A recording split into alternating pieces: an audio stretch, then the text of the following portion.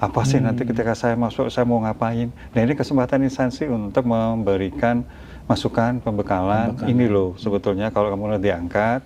Pemerintah merespons keluhan beberapa peserta lolos seleksi CPNS 2024 yang keburu resign dari tempat kerjanya yang lama.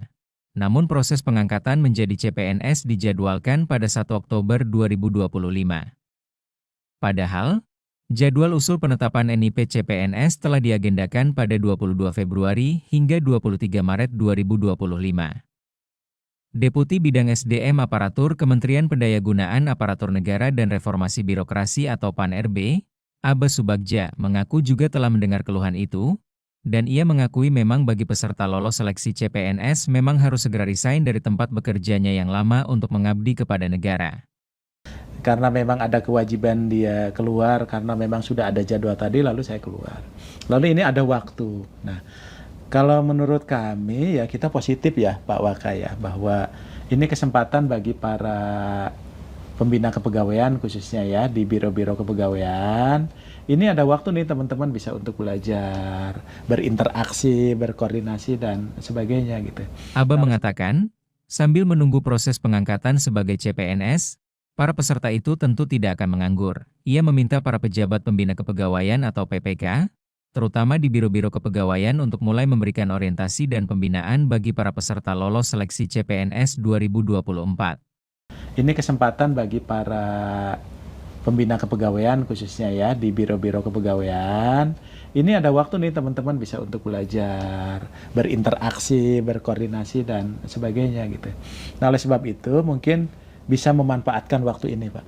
Ya, khususnya nanti Pak Waka juga berencana akan koordinasi dengan biro-biro kepegawaian ya Pak, dengan biro-biro SDM supaya bagaimana nanti waktu luang ini bisa dimanfaatkan juga untuk pembinaan, untuk juga meningkatkan pengetahuan ketika mereka dengan berbagai latar belakang kemudian akan masuk ke birokrasi dengan budaya. Wakil Kepala Badan Kepegawaian Negara atau BKN Haryomo Dwi Putranto juga menegaskan hal serupa.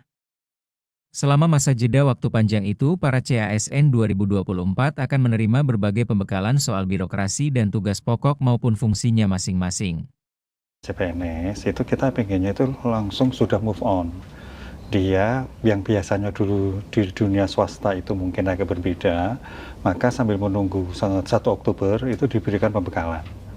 Ya, pembekalan itu apa itu birokrasi, kemudian ketika dia melamar suatu jabatan, besok apa sih yang harus saya kerjakan. Jadi tidak ada waktu yang membutuhkan waktu lama belajar dulu, itu menurut saya terlalu lama, sehingga tidak move on. Udah dibekali aja.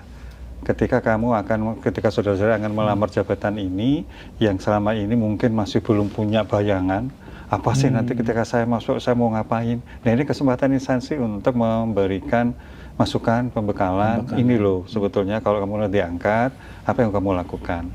Banyak sekali. Juga peraturan-peraturan tentang katakan disiplin. Apa sih yang wajib dilakukan oleh seorang ASN, apa yang tidak boleh, gimana sanksinya, sehingga bekal itu diharapkan ya itu bisa membuat para CPNS maupun P3K, khususnya CPNS ini ya, dia sudah mengetahui betul gitu loh. Kalau saya melanggar itu resiko saya seperti ini gitu loh.